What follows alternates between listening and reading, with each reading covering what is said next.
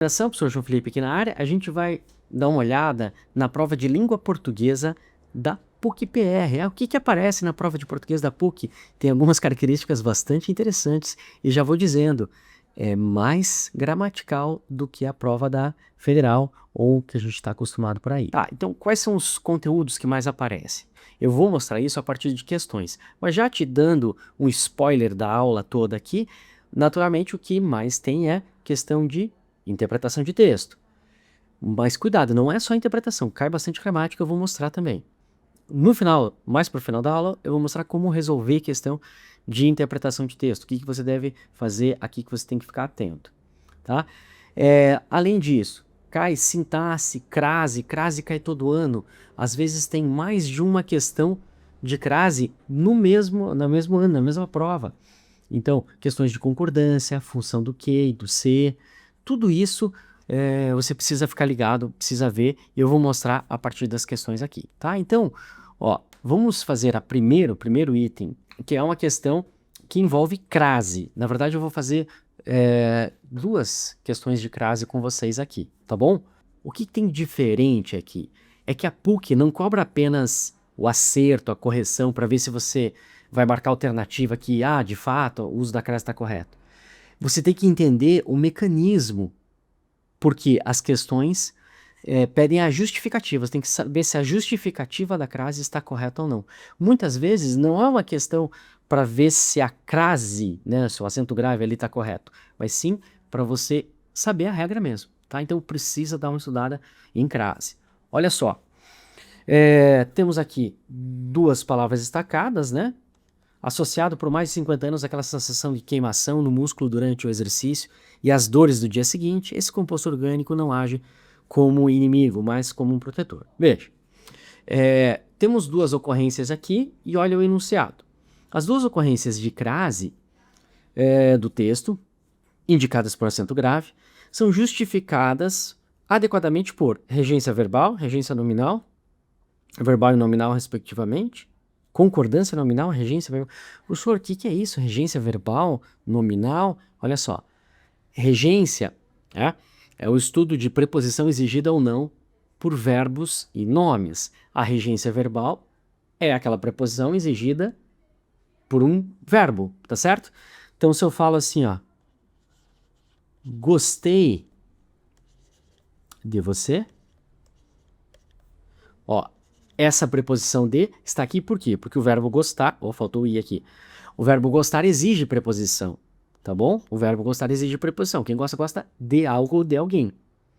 Verbo transitivo indireto. Então, aqui é regência verbal. Agora, se eu falo que isso pode ser muito útil a você. A preposição a, que aqui está aqui por conta do útil, que é um adjetivo, tudo bem? Útil é adjetivo, é um nome, então nesse caso aqui é regência nominal. Então o que a gente tem que fazer? Veja, aquela, tá ligado a qual palavra, né? Ou aquela sensação?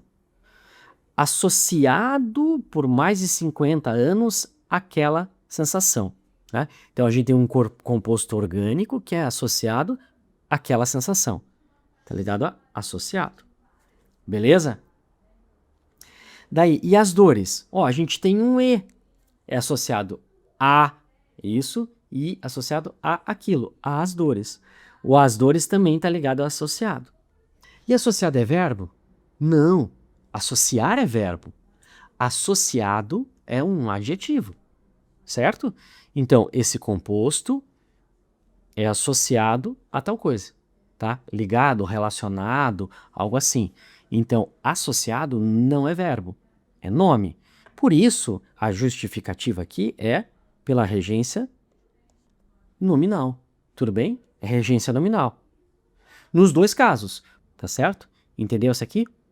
Vamos fazer mais uma de crase que é importante. Olha essa aqui, Então, eles trazem um texto, tá? Um texto um pouquinho maior, com indicações, numeração aqui, crase, 1, 2 e tal. Eu vou para uma outra tela em que eu reduzi o texto para ficar melhor da gente ver, a gente resolver a questão. Aqui fica um pouquinho melhor de ver, né? Vamos aos itens, então? Vamos às alternativas? Em 4, a regência do verbo ocorrer exige preposição a, que se une ao artigo as, antecedendo autoridades. Então vamos ler o trecho. Ó, Varíola fizeram uma visita. A melhor ideia que ocorreu às autoridades foi organizar grandes orações a deuses. Então veja, ocorreu às autoridades. O verbo ocorrer pode ser um verbo intransitivo, ou seja, no caso sem complemento, ele tem só um sujeito. Por exemplo, eu vou falar, ocorreu uma catástrofe. Catástrofe é o sujeito de ocorrer, só está na ordem inversa. Tá? Mas o verbo ocorrer também pode ser transitivo indireto, nesse sentido aqui. Ó. Ocorreu às autoridades, passou pela cabeça delas. Eles pensaram nisso. Né? Às vezes a gente fala, sabe uma ideia que me ocorreu, que veio à minha cabeça? Tá? Então, nesse caso, o verbo ocorrer é transitivo indireto. Ocorreu a elas, às autoridades. Então, a gente tem uma preposição a, que vem do verbo ocorrer, e tem um artigo as na frente de autoridades. Pô, perfeito, então tem que marcar essa aqui. E as outras têm que estar erradas. Já digo para vocês, como eu comentei, nesse exercício aqui, todos os usos do acento grave estão corretos. Tá? São usos corretos. Não tem nenhum erro. Mas você precisa acertar, precisa perceber a justificativa correta. Vamos ver então por que as outras justificativas estão erradas? B. Em 1, a regência nominal de hábito exige a preposição a, que se une ao artigo a, antecedendo compreensão. Ó, ele está falando desse aqui. Ó. Hábito revolucionário é lavar as mãos a. De onde que vem esse acento grave aqui? Vamos ler todo o trecho. Do hábito revolucionário de lavar as mãos, a compreensão de que tragédias sanitárias são um castigo divino ou uma interferência, então, disso a aquilo. Tudo isso faz parte, tá? Desde o até não sei o quê. Tá? Essa lógica, essa ideia.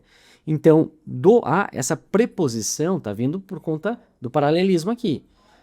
E o artigo na frente de compreensão. Então, não tem nada de regência nominal, né, de hábito aqui. Não tem nada disso. A palavra hábito exige preposição? Até pode pedir preposição, dependendo do uso, né? Ele tinha um hábito de alguma coisa aqui, ó. Hábito de lavar as mãos. Mas essa preposição a não é de hábito. Tá bom? Então, errada a B. C. Em 2, ocorre paralelismo entre os complementos do verbo atribuir, as doenças e a fúria. Por isso, a crase. Então, vamos ver o 2 aqui, ó. Os humanos geralmente atribuem as doenças, a fúria e a ação de demônios para... Então, aqui, ó. O verbo atribuir, né, tem 2 complementos. Tá? Quem atribuía alguma coisa a alguém. Então, eles atribuíam o quê? Atribuíam doenças. Tá? Atribuíam doenças. A fúria e a ação. Então, não tem nada a ver com paralelismo. Tá? O acento grave aqui tem a ver com o verbo que exige preposição. Atribui algo a alguém. E daí atribuiu a ação e atribuiu a fúria. Errada C. D. Ocorre um segundo complemento para o substantivo fúria, introduzido pela preposição a. Eu já falei para vocês aqui que esse a ação está ligado com o atribuíam. Atribuíam a fúria e a ação. O a ação não é complemento de fúria, é complemento de atribuir. Tá? Então, está errado também. A letra D. 5. A regência do verbo simpatizar exige preposição a, que se soma ao artigo a antecedendo democracia. Vamos ver no 5 aqui, ó. Simpáticos não é verbo, né? Existe o verbo simpatizar. Quem simpatiza, simpatiza com alguém. Agora, simpático é um adjetivo que exige preposição a. Ele é simpático a essa ideia. Então, aqui não é verbo, tá? Então, confirmada a letra A aqui. Beleza? Vejo aqui, então, como a gente tem 2 questões de crase, né? Questões que exigem o conhecimento da regra gramatical. Então, dá uma repassada nas regras de crase aí, bem importante. Daí veja essa outra questão aqui. Olha que curiosa. A placa a seguir é referência para a próxima questão. A frase principal da placa é proibido a limpeza de caminhão em via pública. Tá? Então, eles querem que você analise isso aqui. Tá? Essa frase, né, apresenta um problema do quê? Regência, ortografia, vocabulário, concordância e tal. Regência, você está vendo o que que é. É a preposição exigida ali ou não por verbos e nomes. Veja, se tem algum problema com preposição aqui. É proibido a limpeza de caminhão, em via pública. Não tem nenhum problema com preposição, né? Beleza? Não tem. Ortografia. Ortografia é a letra, né? S, Z, X, C. Tem algum erro de ortografia aqui? Limpeza é com S? Não, limpeza é com Z mesmo. Caminhão, via pública, acento. Não tem nenhum erro de acento. Beleza, tudo certo. Vocabulário. Seria daí um erro de léxico, né? Significado das palavras e tal. Não tem nenhum erro disso. Tem algum erro de concordância? Ah, daí tem. Porque, ó, eu não posso falar é proibido a limpeza. É proibida a limpeza. Tá bom? Tem que manter a concordância. Se o substantivo estiver especificado aqui, ó, o termo proibido precisa flexionar. Se eu não tivesse o artigo, fosse apenas limpeza, daí seria assim no masculino. Então, é proibido limpeza de caminhão, sem o A. Agora, a limpeza de caminhão é proibida. Proibido entrada. Proibida a entrada. Tá? Então, é um problema de concordância. Falando em concordância, dá uma olhada nessa questão aqui, ó. Parecida com aquela lá da crase, né? Que ele destaca ali uns itenzinhos e tal. E dá-lhe perguntar sobre. Então, veja lá. Acerca das relações de concordância, com base nas estruturas contidas no texto, assinale a afirmação correta. Em 3, caso o núcleo fosse problemáticos, a forma verbal seria advém. Vamos ver no 3 aqui, ó. Muito dessa problemática advém do déficit. Então, o verbo advém está concordando com problemática. Daí, ele fala que se fosse problemáticas, o verbo teria essa grafia aqui, com acento circunflexo. Tá certo, é isso aí. Qual que é o plural de advém? É advém. Qual que é o plural de tem? Né? É tem. E qual que é o plural de contém? É contém. Beleza? Então, ó. Ele, eles. Ela, elas. Esse aqui é aquele acento diferencial, acento morfológico, né? Não importa como que você vai chamar isso. Para marcar o plural do tem e do vem e os seus derivados, a gente faz o quê? Coloca o acento circunflexo, tá bom? Então, de fato, o verbo assumiria essa forma aqui. Tá correta a letra A, mais uma vez. Então, as outras têm que estar erradas. Vamos ver se estão. Em 2, o verbo ser poderia concordar com estudos e ir para o plural. Vamos ver aqui, ó. 2. Estudos estimam que até 29% da população brasileira seja analfabeta. Seja analfabeta. Ele não está concordando com estudos, está concordando com população brasileira, tá? Ele está concordando com o determinante aqui da porcentagem. 29% da população, tá? Então ele não poderia fazer outro tipo de concordância. Seguindo lá. Em 5, então tá errado B, né? Seguindo a vida lá.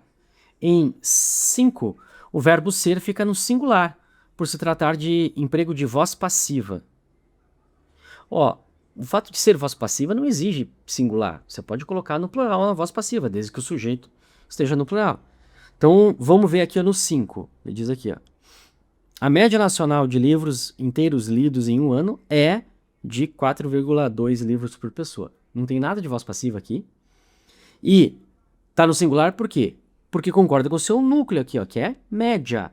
Concordando com média. Então não tem nada de voz passiva, é errado. Em 4, mesmo que o substantivo acompanhando o percentual fosse singular, seria mantida a forma tem. Veja o 4 aqui, ó.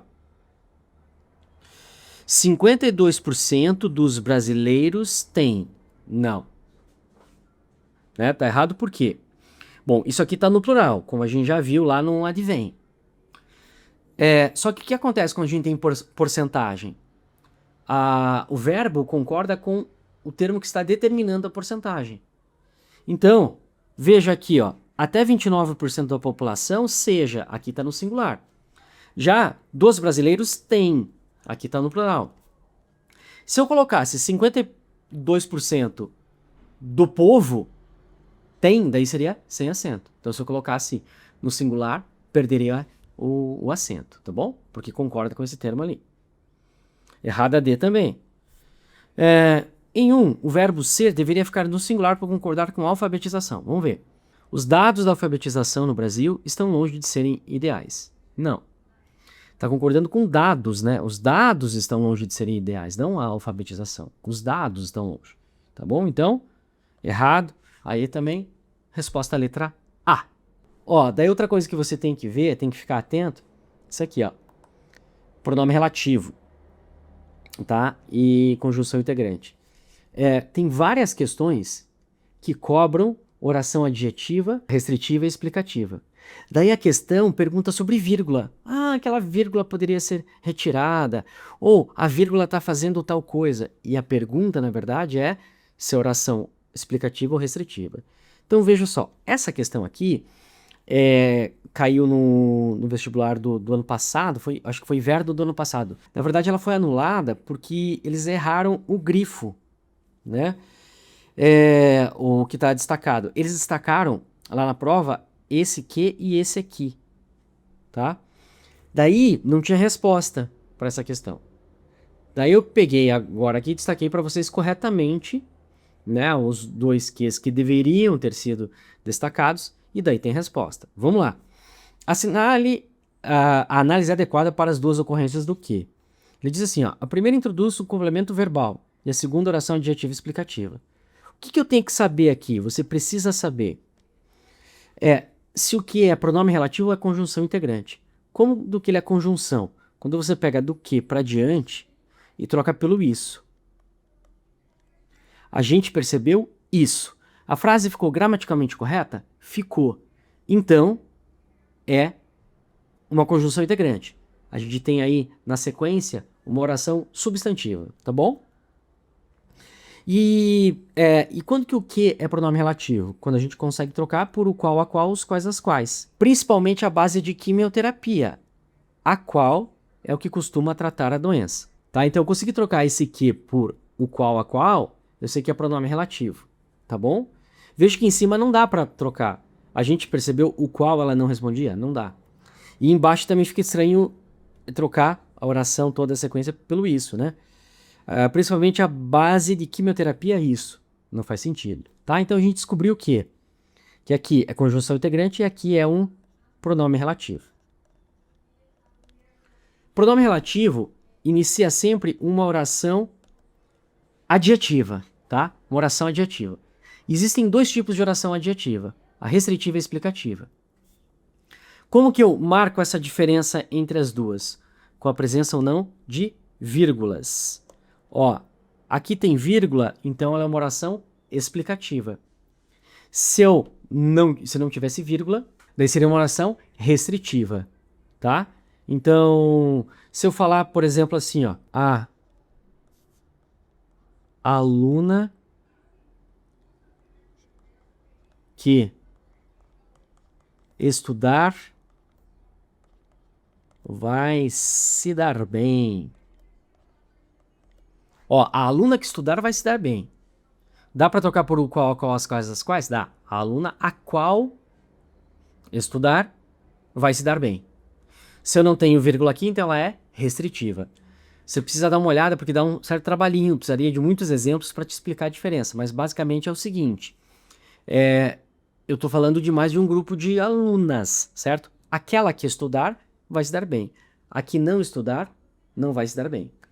E aqui, ó, por que ela é explicativa? Porque eu não estou falando de uma quimioterapia que costuma tratar a doença e outra que não costuma, não. Eu estou falando só dessa quimioterapia e ela costuma tratar a doença, tá bom? Ela é explicativa. Então dá uma revisadinha nisso, porque teve várias questões que cobravam de maneiras diferentes esse mesmo conhecimento, tá? Então dá uma olhada nisso. Ó, então a primeira introduz o complemento verbal. Sim, percebeu? Isso é o complemento do verbo, que é uma oração, né, substantiva. E outra oração adjetiva explicativa. Ó, tem vírgula ali. Sim. Veja, são duas ocorrências de conjunção. Não. Primeira é conjunção. Segunda é pronome relativo. A segunda generaliza o emprego da medicação. Verdade, diz que esse emprego da medicação é sempre para tratar a doença, né? E a primeira especifica a informação. Não especifica, é complemento do verbo, não tem especificação. Ambas fazem referência a elementos extratextuais e são classificados como conjunções. Primeira conjunção, segundo não. Ambas podem abrir mão da vírgula, antecedendo a conjunção por serem restritivas. Não. O primeiro é uma conjunção, não tem nada nem restritivo ou explicativo. E a segunda é explicativa, não pode abrir mão da vírgula. Tá bom? Daí uma outra coisa que você precisa dar uma estudada é a questão de operadores argumentativos, né? Aquilo que você estuda para redação, dá uma olhadinha aqui também para a prova da PUC, que são as conjunções, né? Portanto, já que, né? Daí ele está perguntando aqui do mesmo, né? Mesmo sem cérebro, que é uma concessiva, né? Então só pode ser o embora sem cérebro, ainda que sem cérebro, tá bom? Sempre dessa forma aqui. Então dá uma olhada nisso, as relações lá, né? Tem uma galera que confunde o portanto com contudo e tal. Cuidado, hein? Contudo é igual mas. Mas, porém, todavia, contudo, entretanto, no entanto. E o portanto é portanto, então, logo, tá? Daí, já que, dado que, porquê. Então dá uma olhada nas conjunções aí. E daí a gente vai para a parte final aqui, que é interpretação, né? De interpretação. Tem muitas questões, claro, com o texto e perguntas. Outro tipo de questão bastante comum é de sinônimos, tá? Então eles destacam lá uma palavra e me dizem qual pode ser o sinônimo. Tipo a nossa moça lá, nossa amiga Virgínia, não sabendo o que é mitigar.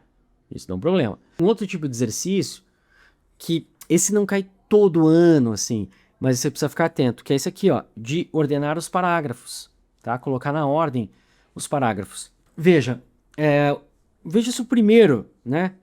Se esse aqui, ó, pode ser o 1. Tá? Durante décadas, eles analisaram as dietas. Faz sentido esse aqui ser o primeiro? Durante décadas, eles analisaram? Não, não pode. Eles quem? Não estou fazendo... eu não citei ninguém para poder falar eles. Tá? Então, a gente sabe que esse aqui não pode ser um 1. Com isso, você já elimina a letra C. Agora, vamos fazer o seguinte, vamos ler inteiro, né? Só para a gente ir sabendo do que está tratando aqui. Durante décadas, eles analisaram as dietas e os estilos de vida de milhares de homens de meia idade que viviam nos Estados Unidos, na Europa e no Japão. E depois examinaram como essas características afetavam o risco de eles desenvolverem doenças cardiovasculares. Veja o segundo ali. Sua dieta, rica em frutas, verduras, legumes, grãos integrais, nozes, sementes, proteínas magras e gorduras saudáveis, parecia ter algum efeito protetor. Ó, daí a gente tem que saber de quem que é esse sua dieta, né? Sua dieta. Aqui ele falou de 3 grupos, então não faz muito sentido. Também não pode ser o primeiro isso aqui, né? Porque para falar sua dieta, eu tenho que ter citado um grupo antes. Então veja, eu consegui eliminar mais uma aqui, a letra A também, né? Porque ele não pode ser o primeiro. Veja o terceiro item. Na década de 50, pesquisadores de todo o mundo embarcaram em um estudo abrangente e ambicioso. Ó, isso aqui tem cara de ser o primeiro. Veja que geralzão que é. Ó, sem ler muito, veja se o próximo pode ser o primeiro. Mas os pesquisadores não pode ser o primeiro, né? Daí veja o último lá. O estudo dos 7 países, como ficou conhecido. Pode ser esse o primeiro? Não, né? Acho que a gente descobriu que o primeiro é esse aqui mesmo. A gente tem especialmente a letra B e a letra D, né? A letra E tá trazendo uma outra ideia. Já daria para eliminar, mas vamos ficar com as duas aqui, ó. Daí veja. Vamos ler o próximo inteiro, né? Mas os pesquisadores também relataram outro resultado digno de nota. Pessoas que viviam na região do Mar Mediterrâneo, países como Itália, Grécia e Croácia, apresentavam taxas mais baixas de doença cardiovascular do que participantes que viviam em outros lugares. Então esse aqui, ó, tem que ser depois de apresentar um resultado, tá bom? O estudo dos 7 países, como ficou conhecido mais tarde, tornou-se famoso por descobrir associações entre gorduras saturadas, níveis de colesterol e doença arterial coronariana. Claro que nesse momento você já tem a resposta, né? Esse aqui, ó, não pode ser o segundo, né? A gente já elimina a D. Então a gente fica com a letra B. Mas veja, ó. Então, algo bem geralzão. Pesquisadores de todo mundo embarcaram em um estudo abrangente.